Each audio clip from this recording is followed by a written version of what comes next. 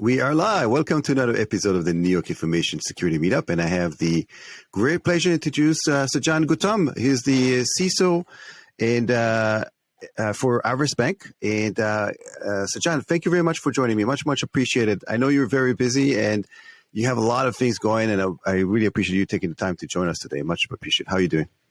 I'm doing good. Hey, thank you, David. Thank you for having me here. Thank you for the opportunity. I'm so excited to be talking to you. So I looked at your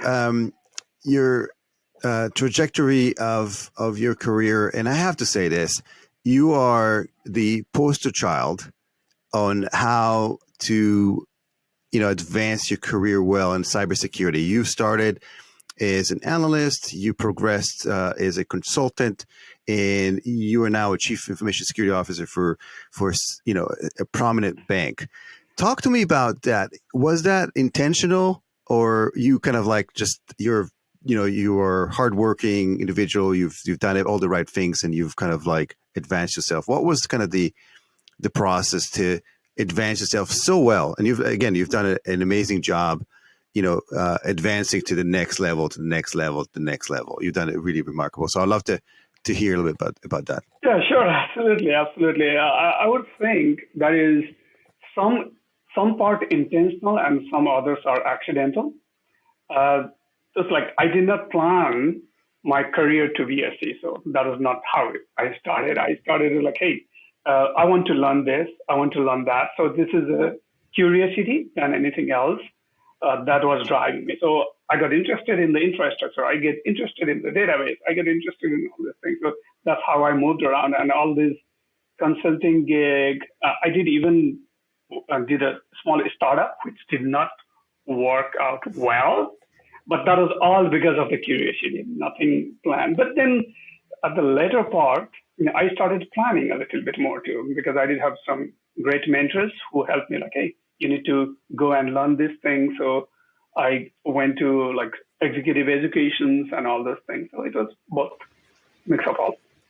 But Sajan, a lot of people are curious, and they don't necessarily. So, there's one thing to be curious, right? To say, okay, this is interesting, and kind of glance over it or like not make the investment. But it seems like you were curious, but then you decided to take that curiosity to the next step and actually learn the underlying, the things of interest to you, right?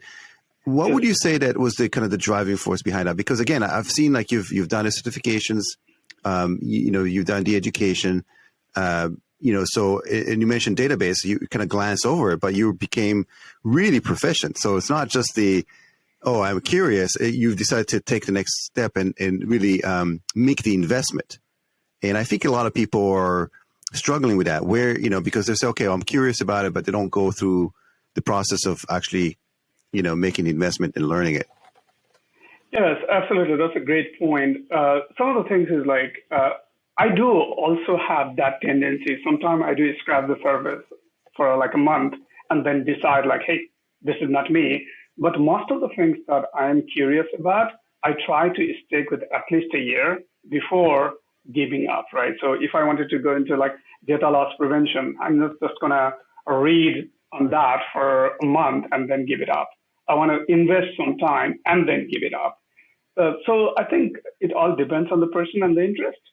In my case, it is many things I'm truly interested, truly curious about, and then try to dig deeper than just giving up. Maybe this is something the engineer in me inside that's like, hey, I want to know more. I want to go a little bit deeper. So that could be it. I do not have the hard and fast answer.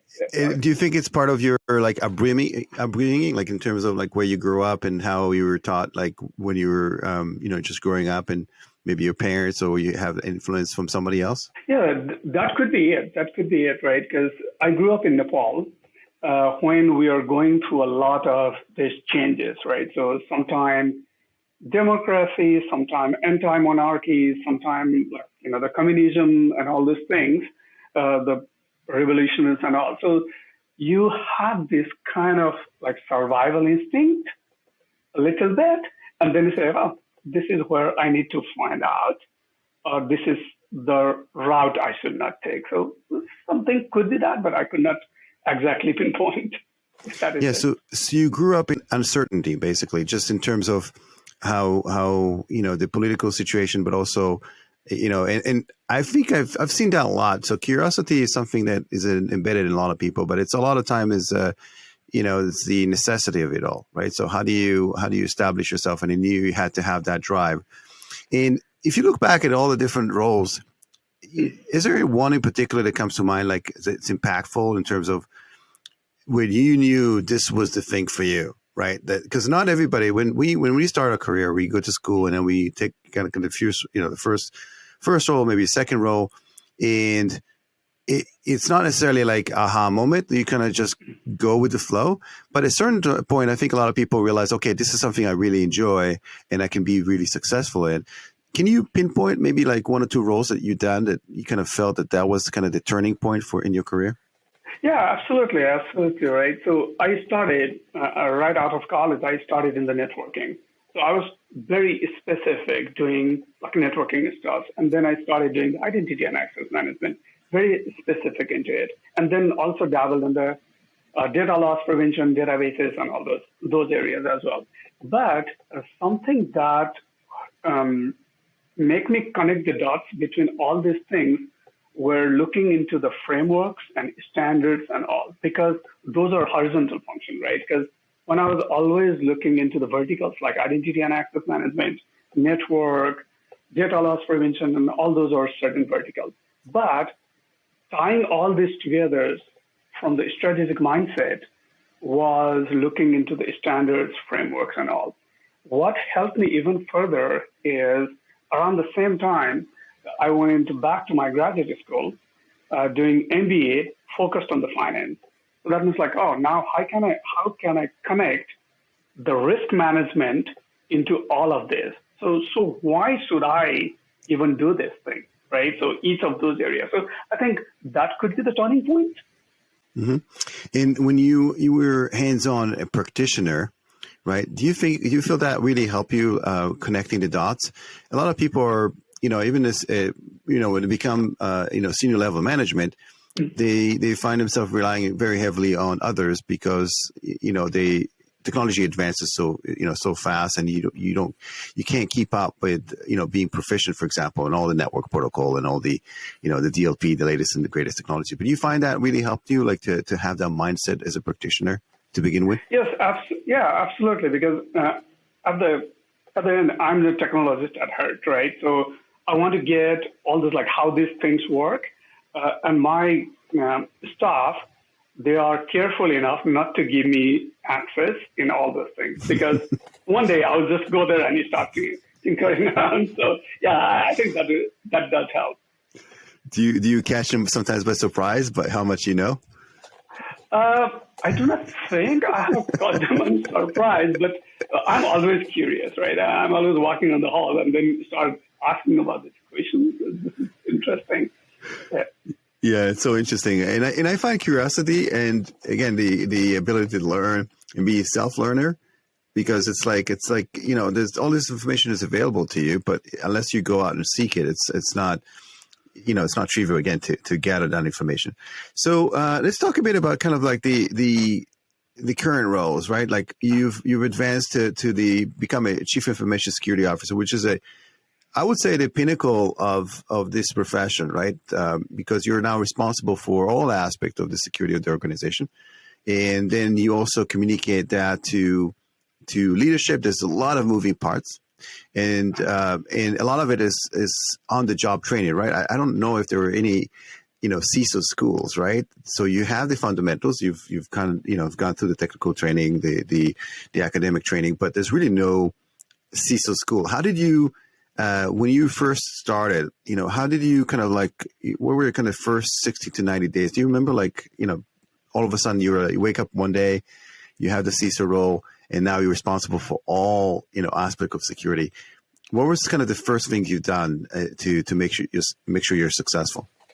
Yeah, absolutely. I do have even though we do not have like CISO school, but we do have like CISO executive education, right? So some of the education that I got from Carnegie Mellon CISO program, that was one aspect of it. But at the same time, I did have a really good a network of peers, the practitioners, that I can simply pick up the phone and then they do help me out. And then I do also have mentors, my bosses from prior work, at the same time, some of the other mentors outside of my work. So they help me out. So we are a pretty close-knit community, information security is.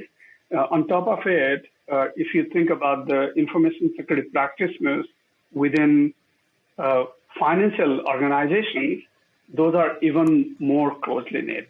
So if I do have a problem, I do have at least 10 people that I can call, and they would help me out, any type of problem. So even though we do not have this like formal type of education day to day, those are available. And then some of the others like Forrester, Gartner, and all those things are helpful as well for 60, 90 days problem. And it's pretty incredible as well. You know, even building that network of advisors and people that are that you can consult with and have that lifeline to call when you need help. How did you build that? Because again, I think a lot of people are struggling with that. They don't want to ask for help. They move on to another role and don't necessarily keep in touch with the folks that were in the previous role. What steps did you take to have that network available to you? And how do you keep in touch on a regular basis? Because we're so busy all the time, and people, I think, forget to. They only call you when they need you, and you can't do that when you have somebody who's you are is kind of your mentor. You have to be in touch on a regular basis. Yeah, absolutely. I mean, afraid of recommending a book here. I'm not, but Give and Take, if you haven't read that book, like from Adam Grant, that has been one of the guiding principles for me as well, right? So before building the network, I don't not even think about building the network. It's more like, hey, how can we contribute to the profession, right? So give and take. So when you contribute something, if you get something in return, that's great, but you do not start your network by thinking like, oh, what can I get from somebody else? It's like, okay, I just want to give it out to the community or contribute to the profession. In that journey, if I do get something out in return, that's even better, right? So that's how we started. And I think that is how the security professional is. A lot of the other security professionals do the same thing. When I do reach out to them, they do not think that I would be able to pay them back. They just give it out. So it's like pay forward kind of thing. Yeah, amazing. So two things I can hear that. First of all, it came out naturally, right? You didn't think about building the network. It completely happened naturally, right? Throughout your career, you basically kept in touch with people that you thought were wanted to help you out and be part of your network. And then it was a give and take. It was a trade-off, right? So when you call somebody or you have them in your kind of roster of people that you can confide with, they're it's a symbiotic relationship, right? So it's like it's not just you asking them; it's also I'm assuming it's two-way street. And what would you recommend for people that are like listening to this conversation right now and they're like thinking out of in their head, how can I build that network? And they may not be as senior as you, but I think anybody can use a couple of mentors or people that they consult with. What would be the easiest way to start with? Yeah, I think the one suggestion would be start with giving, start with contributing. Like, how can I contribute to the profession, right? Because there are so many people needing the help. So if we start contributing to the community, contributing to the profession, I think the payback will come like sooner or later. I think that could be the best approach, I think.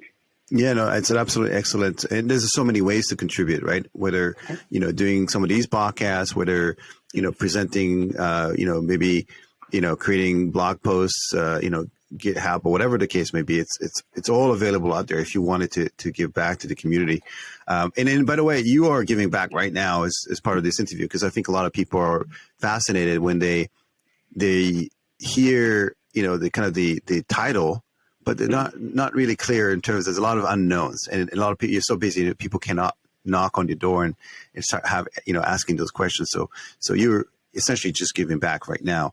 So let me ask you this question. So you've seen a lot of changes happening in the industry, specifically around security leadership, right? And I remember when cybersecurity was not front and center at all. It was kind of backstage, and now it's becoming more front and center. Even CNN, CNBC are starting to interview CISOs and so on. Can you talk to me about what became harder throughout those years in the past 3 to 5 years, and maybe what became a little easier? Yeah, one thing I will start is what are the things become easier, right? So as you said, cybersecurity has been on leaders' minds, like most of the CEOs, boards, and all those minds. So it is easier. So cybersecurity is accepted as one of the biggest priorities areas lately. So that part is easier. A little bit of challenge to move it is technology is changing very rapidly, right?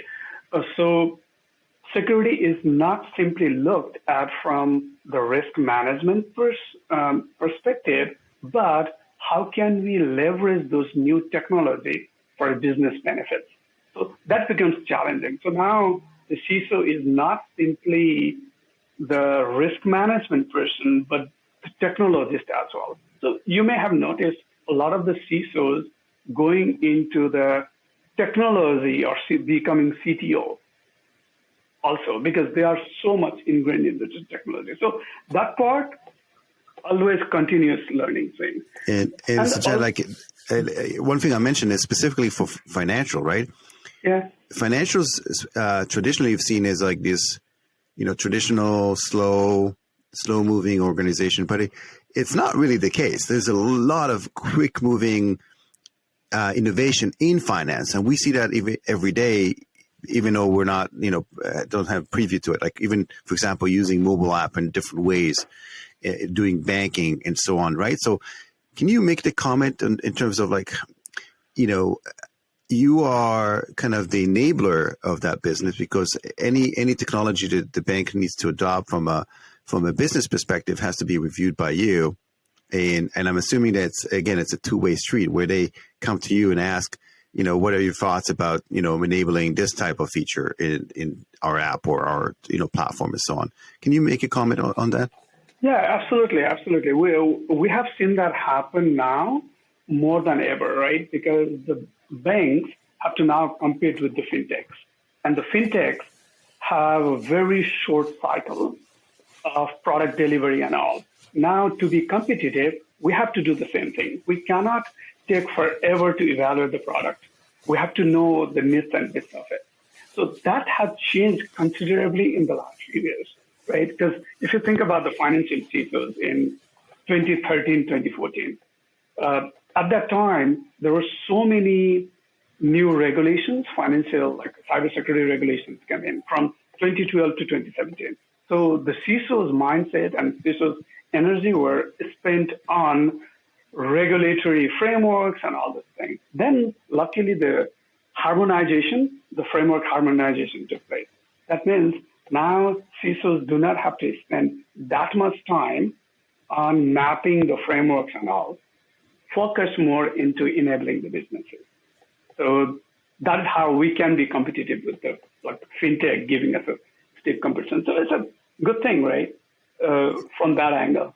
Yeah, it makes things exciting, and yeah. I think finally they see you as I mentioned, it's not security that is, butting heads with the business. A lot of times I've seen like some organizations are saying, hey, we're more secure. This is why you should do business with us. So it's now becoming almost like a business feature. How well secure are you?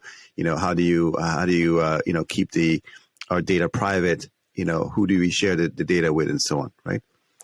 So sorry, I cut you off in terms of you mentioned these are the things that got a little easier. Anything that got a little harder? It's the new technologies and always being able to be on top of it. And then giving how can we deliver fast? And again, so that is one, the pace of change. Another is the model itself, right? So few years back, we are not as much focused on delivering everything through the APIs, through the microservices and all. Now everything is delivered through the microservices, APIs, and all. That means So true. now security people have to be very good on evaluating the whole technology stack, evaluating the code base, so the infrastructure as a code, security as a code, and all those things. So those are getting a little bit harder in terms of like keeping abreast of the technology, learning, and all those things. Yeah, one thing you touched upon was the rate of change, and I think, and again, maybe you can back me up, but I think it's accelerating, right? If 5 years ago you could take your time and deploy something to the marketplace, the new technology, and review it for 12 months, 18 months before you go to market. What are we talking about now? It's like what, 3 months, 4 months before you have to deploy, before you run. I mean, the time to go to market is really shrinking. Yeah, 2 to 3 months if you are lucky, right? Wow. Because we have to think about like continuous integration, continuous delivery, right? CI/CD pipeline, and how can security not be the bottleneck on that CI/CD journey? 2 to 3 months. That's a long time. That's incredible. Delivery. Yeah, that's incredible. If you would have talked to someone like 6 years ago, and you told them that you were plan, review, and deploy in 3 months, 3 months, they would tell you, "Oh, you're crazy," right? It's like that's impossible. But now it's the way of the nature of things. And so let me ask you this: you have this unique perspective on kind of cybersecurity, and then also the financial ends of it, right? In terms of risk management, because you mentioned you went through academic training, but also you have all the hands-on training. What are kind of from a risk management perspective, what are kind of the hot issues right now that practitioners are facing? Yeah, absolutely, right. So one thing that jumps off is the value of security versus cost of security, right? So how do you quantify the risk, the cybersecurity risk? That way we can spend appropriate dollar amount. That is always a hot topic, right? That's a new hot topic. Another hot topic is, let's say there is a risk, and how much should we buy the insurance for?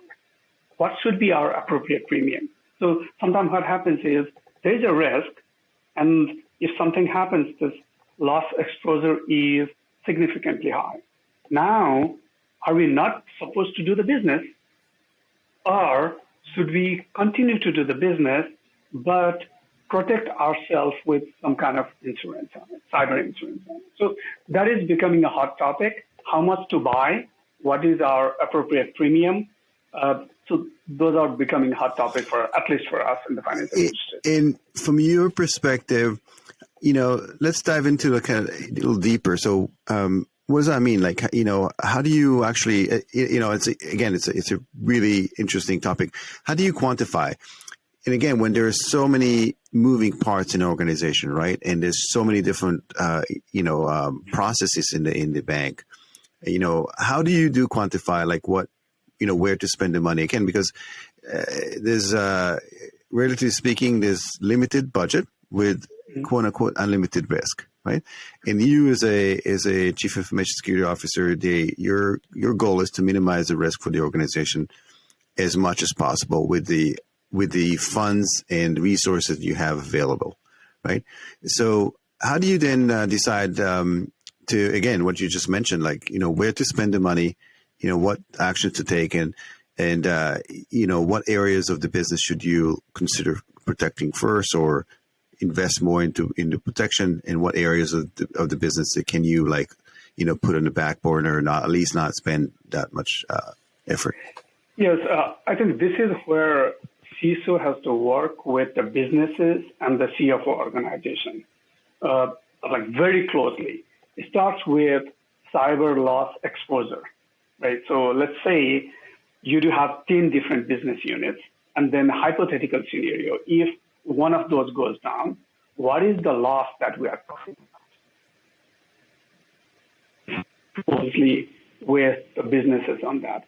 There are multiple avenues, methods that you can do. One is simply starting with this exercise, workshop session, asking a set of questions, and then narrowing it down. right? So starting with the crazy answers, like if something goes down, it's like $20 million loss. And then it's like, how confident are you on $20 million loss? If you have to do it's like 90% confidence interval, would it fall between 20 million or it would fall like up to 30 million? So it's a lot of Delphi technology, Delphi methods that we do go through, like calibration exercise and all those things. Then it is, I mean, you do come up with the kind of workable answers. It is no different than a lot of the other businesses use. So for example, even on the interest risk, even on the market risk, the method is almost the same, right? Because businesses allocate the money, businesses buy the insurance based on some of these hypothetical scenarios. That happens in the interest risk, that happens in the currency and all the risk, right? So it's no different. If we adopt the same method, the businesses understand too. Because if I do quantify cybersecurity risk in a totally different way than how rest of the other risks are quantified, like non-cyber, rest of the organization would not understand it. So we need to follow the same pattern. So that's how we start. And it's so interesting that because that is fairly new to be able to take that, as you mentioned, run those scenarios and quantification from other areas of the business, but apply that to cybersecurity. That's fairly new. And history in the past, 2.5 years really taught us that even the crazy scenario, like having a, full-blown pandemic, which was not, I don't think that was, there was like an outlier, right? I mean, Sajan, I don't think anybody thought that they have to work from home within 2 weeks, basically shut down all operations on site. And that was an outlier. That was almost like one of those black swan type of event that nobody ever foresaw. And that needed to be forecasted, right? I don't know, because I do not. So pandemic at this scale may be an outlier, but if I'm a part of like business resiliency thought, like cyber, pandemics should have been thought about, right? Because at least in our business resiliency plan, we had pandemic as one of the scenarios. Did we anticipate this pandemic to last 2.5 years? No, we did not. But we had thought about it. So a lot of people get the excuse saying like, oh, this is a black swan event. No, it's not. I mean, as a cybersecurity professional, you need to think about this.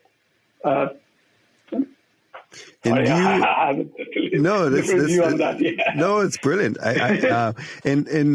So how do you communicate that to the executives, the business, right? So I'm assuming you get asked all the time, like how are we doing as a company?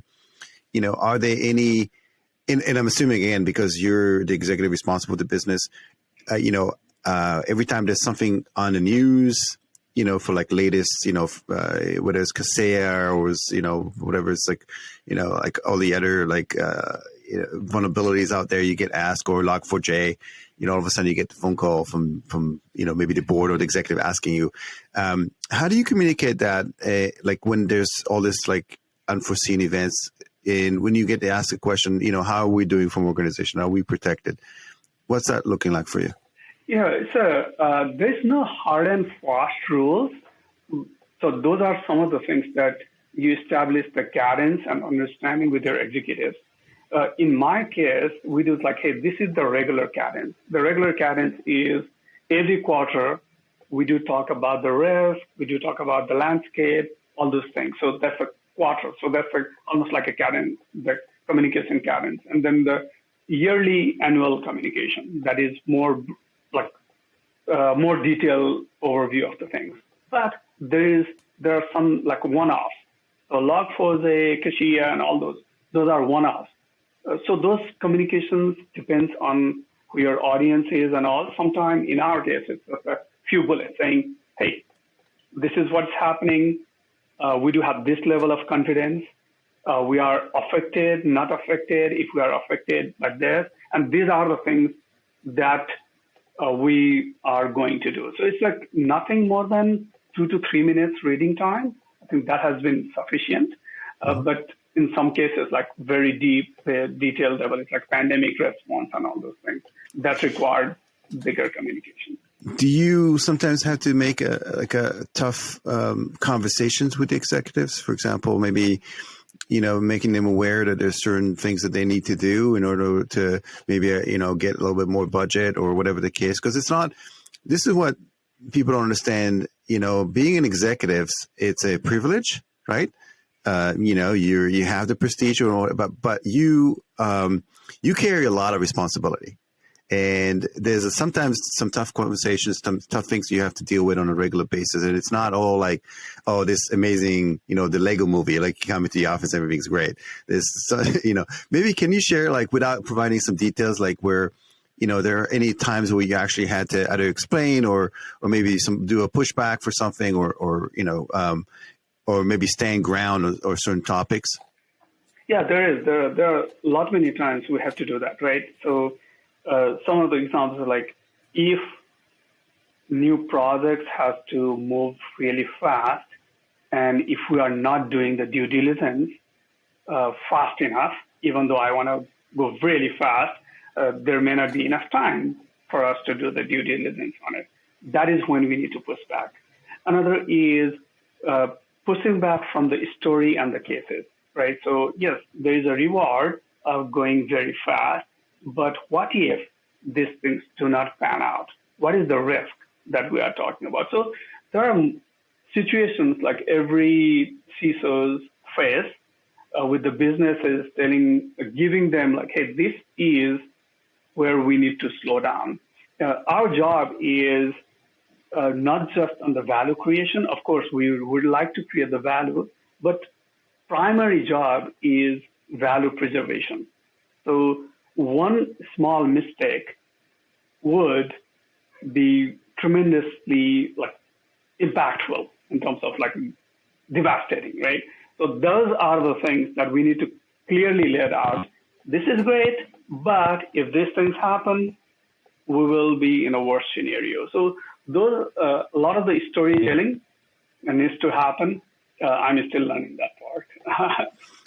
Yeah, and no one wants to be on the front page of any, not for those reasons, for sure.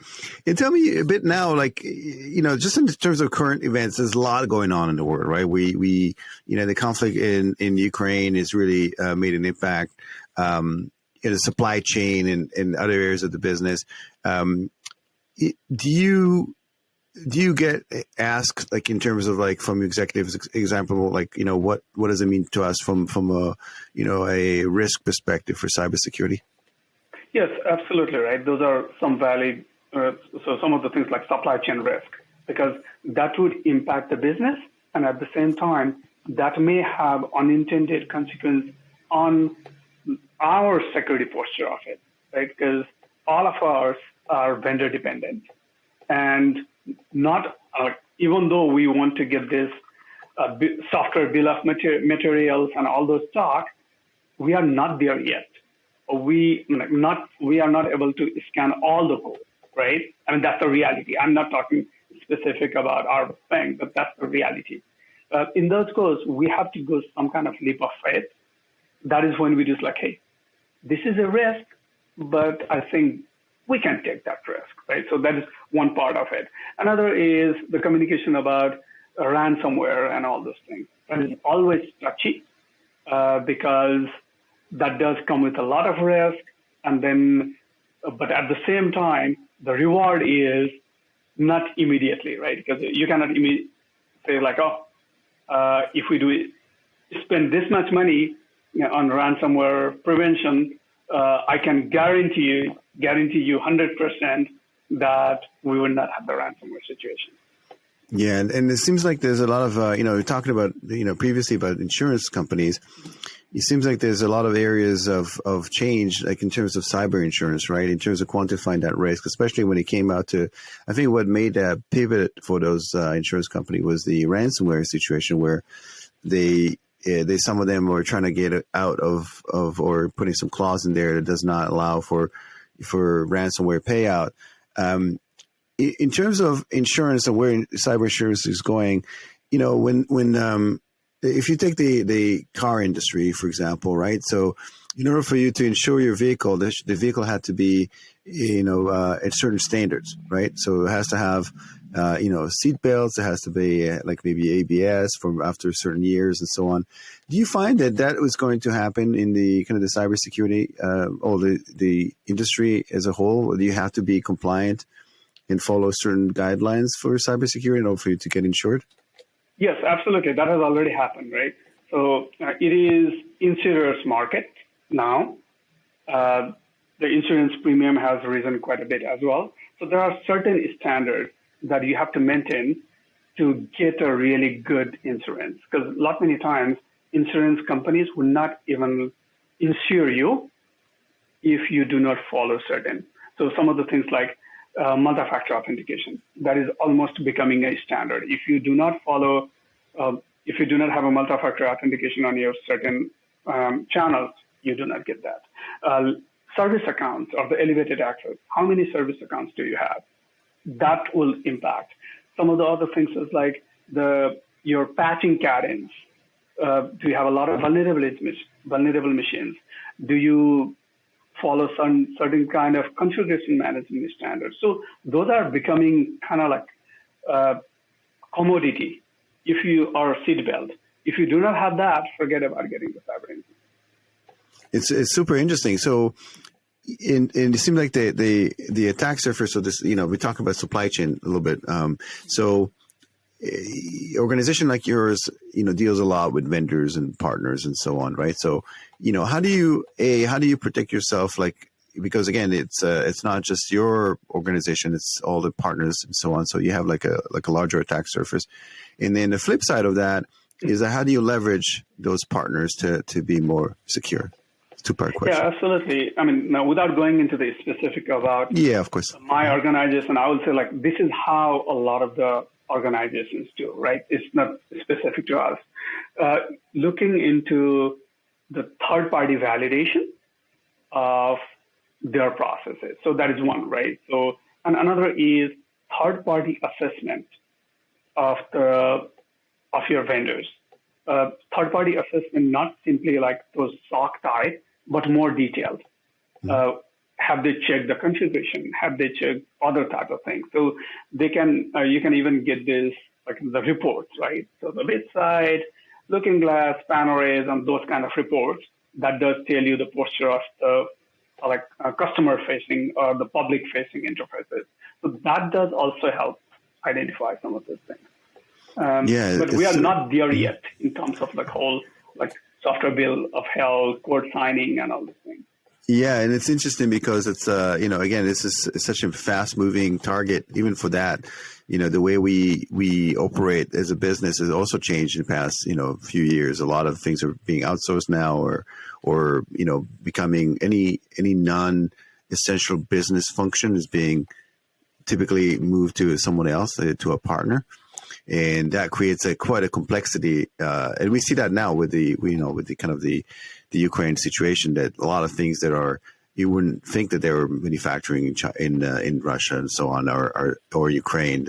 And even from an IT perspective, how many Ukraine-based developers and companies are there to service American companies as well. Last question, I talked to you. You mentioned a bit about information sharing with peers and within the business. How do you do that on a regular basis? How do you leverage that as an organization? Yeah, there are multiple, right? So information sharing outside of the organization and inside of the organization. Outside of the organization, it has improved significantly with the ISAC, right? Information Sharing and Coordination Council. We have like multiple ISACs, so especially the financial ISAC is very active. The information sharing happens.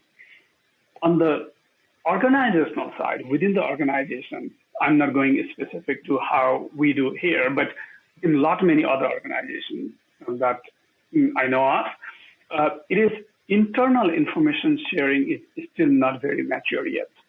Let's take an example. If I'm in a fraud organization, I may get a lot of the data, a lot of the information, and then I may not think those are contextual and I do not share that information to information security. But those are very contextual information for information security coming from a different channel. That we do still have an opportunity to make that better. There are some of the concepts like, the Fusion platform and all, big data vault, data barn, and then sharing the information across groups, across teams, in a secure manner. Those were already done in the financial services, information sharing, coordinating council, and all those things. That needs to happen within the organization as well, right? So if information security is looking something, physical security is finding something, fraud is looking at something, or physical security, all those are different channels. How do we share those? That is still an opportunity for us to look at, and that keeps us exciting on this thing. Yeah. So Sajan, this kind of leads me to kind of the last question, and which is a great segue. So there's always going to be opportunities in cybersecurity. It seems like this industry is ever evolving. There's a lot of money involved from venture capitalists that are investing, and you dabble in some of that. You are, I think you were advisor for some VC firms and so on. What do you see from a trend perspective in terms of where is the investments going today? And by the way, this conversation is very unscripted, so whatever you answer you're doing a great job. So in terms of a VC money for cybersecurity, what are the kind of the fastest emerging areas where they invest, and where do you see this industry going as a whole? It seems like there's thousands of vendors out there, all competing for kind of the similar type of budgets. What's your take on it? Yeah, this is just my guess. I think IoTs might be one area because that is some of those not invested enough, I think. So the venture money would be going into that. That is my guess. Mm-hmm. Yeah. And do you see any consolidation potentially happening in the industry because of there's so many vendors out there competing for the same dollars? Yeah, there has to be. So some of the, not necessarily on the IoT and all this space, but some of those old legacy information security tools and all those things, right? So for example, old firewalls. I grew up in networking. That was my first thing. And the first job was managing the routers, firewalls, and all those things. But that does not exist anymore because firewall is not the first thing that should come into your mind when thinking about security. But if you talk to somebody who grew up 20 years back on those, the minute you do say security, the first tool that comes to their mind is firewall. That is not true anymore because perimeter is dead, right? Because we are in a perimeter-less organization or perimeter-less world. That's so, right. Yeah. And then are there any exciting technologies that are kind of futuristic? I know that we flaunt AI a lot. We say machine learning and automation, orchestration. A lot of that is anything that excites you that comes to mind since you're so much in touch with what's going on. A little bit. I'm still learning more on the deception technologies because deception technology is used. Both AI, ML is used in the deception technology, right? You cannot use the static technology to create the deception decoys and all. So that is one of the areas that I'm trying to learn more on. I do not know much about it, but those are some of the things I'm learning. Well, I have no doubt you're going to investigate to further into that space as well. And then what about AI assisted decision systems, right? There seems like there's this areas of development, and we've seen that in medicine, for example, where practitioners are using AI, for making decisions. Do you feel there's some areas that potentially a CISO like yourself can get assistance from a AI supported system? Yeah, absolutely right. So a lot of these tools, we call it XOR, those tools claim to be AI assisted. And they are, right? AI, and they are. But are we mature yet? I think there's still a room for maturity there. But that would be exciting, right? Because that would tremendously reduce our time, cost on evaluating and decision making and all those things. Yeah, absolutely. I'm excited about it. Yeah, me too. And Sajan, thank you very much. I know you're super busy. I wanted to really thank you for spending the past 40 minutes with us. What's the easiest way for people to reach out to you, if just maybe for learning more about you, maybe about the company, or maybe some advice or mentorship or whatever the case may be? I know you're super busy, but what's the easiest way? Yeah, the most easy way might be the LinkedIn.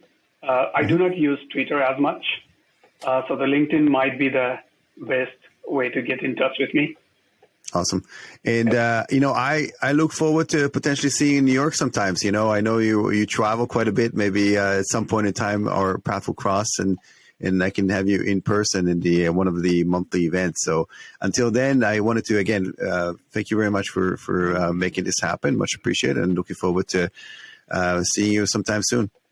Yeah, sure. Thank you. Thank you for the opportunity. Thank you for this great conversation. Thank you. And thanks all for joining. Much appreciated. I'll see you at the next event. And until then, stay safe online as well as offline. Sure. Thank you. Take care. Bye-bye.